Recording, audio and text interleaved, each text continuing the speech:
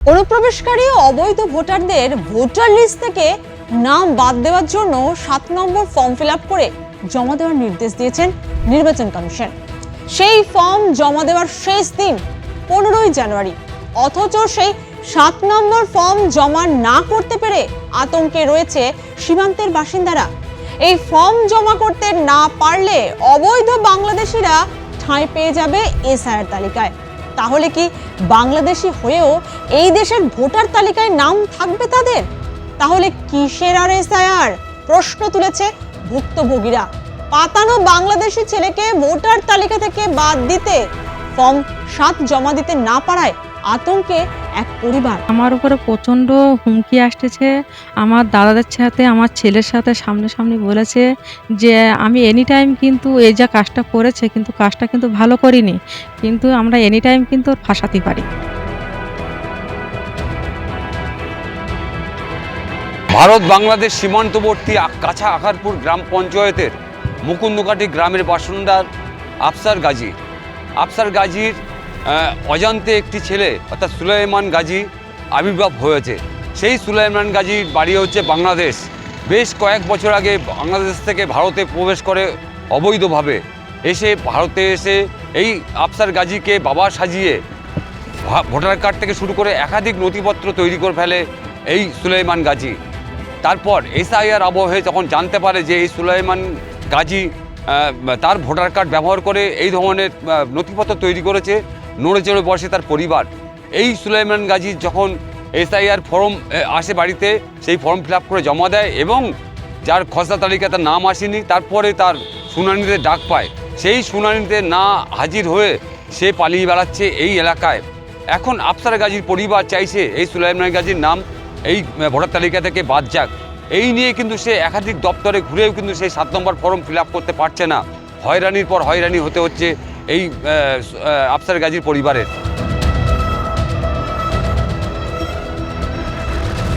বসিরহাট মহকুমার ভারত বাংলাদেশ সীমান্তবর্তী গাছা আকারপুর গ্রাম পঞ্চায়েতের মুকুন্দকাটি গ্রাম।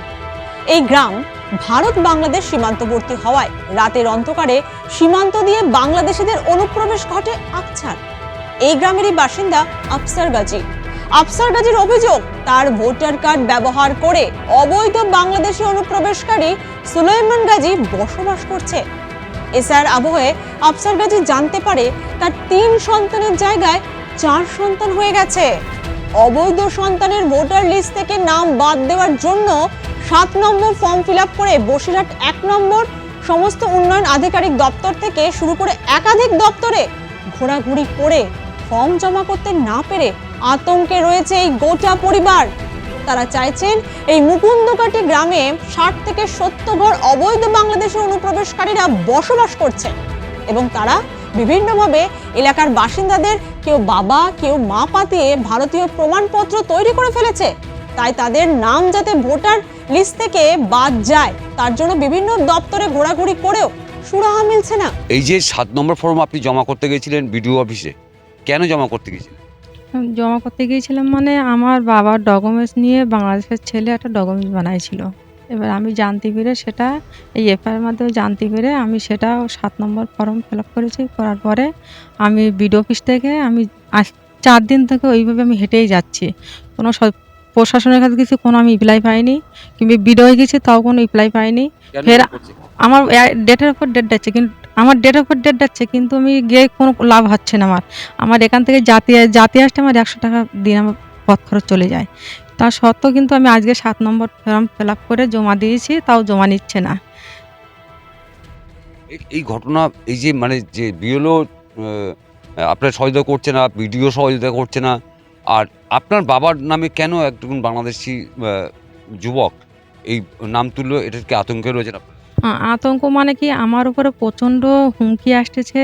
আমার দাদাদের সাথে আমার ছেলের সাথে সামনাসামনি বলেছে যে আমি এনি টাইম কিন্তু এই যা কাজটা করেছে কিন্তু কাজটা কিন্তু ভালো করিনি, কিন্তু আমরা এনি টাইম কিন্তু ওর ফাঁসাতে পারি। খুব আমরা চিন্তিত আছি আর খুব সময় আমরা খুব আতঙ্কের মধ্যে আমরা আছি এখন। আপনাকে ফাঁসাতে পারে? হ্যাঁ, আমাকে ফাঁসাবার জন্য অলরেডি রেডি আছে সবাই, আর কিন্তু আমার ফাঁসাবার জন্য প্রচুর লোক বলছে যে ওরা এনি টাইম ফাঁসাবো। বাংলাদেশের ছেলেটা মানে কি, বাংলাদেশের ছেলেটার নাম আমি যখন এই 7 নম্বর ফর্ম ফিল আপ করেছি সেখান থেকে ওর নাম সুলাইমান গাজী। কেন 7 নম্বর ফর্ম জমা নেওয়া হচ্ছে না এই সংক্রান্ত অভিযোগ জানানো হয়েছে বসিরহাটের মহকুমা শাসক জেসলিন করের কাছে। বসিরহাটের বিজেপির সাংগঠনিক জেলা সভাপতি সহ জেলার নেতারা অভিযোগ জানান। গাইডলাইন আছে, এইভাবে দেওয়া যাবে না, গাইডলাইন দেখিয়ে দিল। কিন্তু আমরা বললাম তাহলে এই যারা অনুপ্রবেশকারী থেকে গেল তাহলে স্বচ্ছ ভোটার লিস্ট তো হবেই না, তাহলে এর উপায়টা কি আপনার ঊর্ধ্বতন কর্তৃপক্ষকে জানান, আমরা কিন্তু এ নিয়ে আন্দোলন করব। এ কথা আমরা বলে এলাম। 7 নম্বর ফর্ম জমা দিতেই হবে, অভিযোগ না হলে এরা ভোটার বাতিল হবে না। পরিস্থিতির মধ্যে যে 7 নম্বর ফর্ম বা ওই অনুপ্রবেশকারী তাদের রেখে দেওয়ার যে অভিযোগটা চলেছে, তার মধ্যে অযথা এই সংশোধনীরা সঠিকভাবে হচ্ছে না, যার ফলে মানুষ হয়রানি হচ্ছে। আমরা চাচ্ছি সঠিক যারা ভারতীয়, যারা রাষ্ট্রবাদী, তারা এখানে এই ভোটার লিস্টে নাম থাকুক এবং তাদের নাম থাকার জন্য আমাদের সহযোগিতা থাকবে। কিন্তু অনুপ্রবেশকারীর বিরুদ্ধে আমাদের লড়াই, তারা যারা এই স্বচ্ছ ভোটার লিস্টে যেন নাম না থাকে। আমরা প্রথমে ফর্ম 6 ফর 7 আমরা অন্তত 50 করে জমা দিতে গেছিলাম বিডিও অফিসে, কিন্তু বিডিও সেই ফর্মগুলো জমা নেননি এবং বলেছেন যে এটা আমাদের গাইডলাইনে নেই, এটা আমরা নিতে পারবো না। কিন্তু আমরা অন্য বিডিও অফিস সন্দেশখালী, হাসনাবাদ এবং বাদুড়িয়া অন্য বিডিও অফিসে এগুলো কিন্তু জমা নিয়েছে। এখানে অন্য নাম দিয়ে ভোটার লিস্টে নাম তোলা এবং অন্য বাংলাদেশ থেকে অনুপ্রবেশকারী এসে এখানে যে নাম তুলেছে তার অভিযোগ যাতে ওই ফর্ম 7-এর মাধ্যমে ওটা কাটা যায়, সেই অভিযোগগুলো এই ফর্ম 7-এর মাধ্যমে করা যায়। ফর্ম 7 জমা দেওয়া নিয়ে রাজ্যে বিতর্ক তুঙ্গে।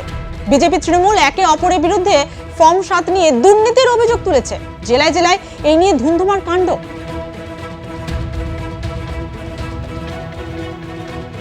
এসআইআর প্রক্রিয়াকে অর্থহীন করার অভিযোগ তুলেছেন বিজেপির রাজ্য সভাপতি শ্রমিক ভট্টাচার্য। এইভাবে এসআইআর হলে বাংলায় নির্বাচন হতে দেবেন না বলে হুঁশিয়ারি দিয়েছেন শ্রমিক বাবু। গত মঙ্গলবার থেকেই এই অভিযোগ তুলেছে বিজেপি। প্রথমে ব্যারাকপুর শিল্পাঞ্চলের বিভিন্ন বিধানসভা কেন্দ্রে, পরে বাঁকুড়া, হুগলি, চুঁচুড়া বা আলিপুরদুয়ারের কুমারগ্রাম থেকে এই একই অভিযোগ ওঠে।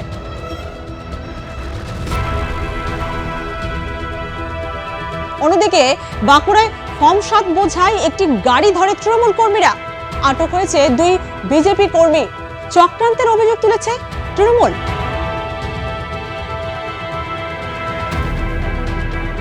অতএব এসআইআর আবহে ফর্ম 7 নিয়ে এখন বিতর্ক তুঙ্গে।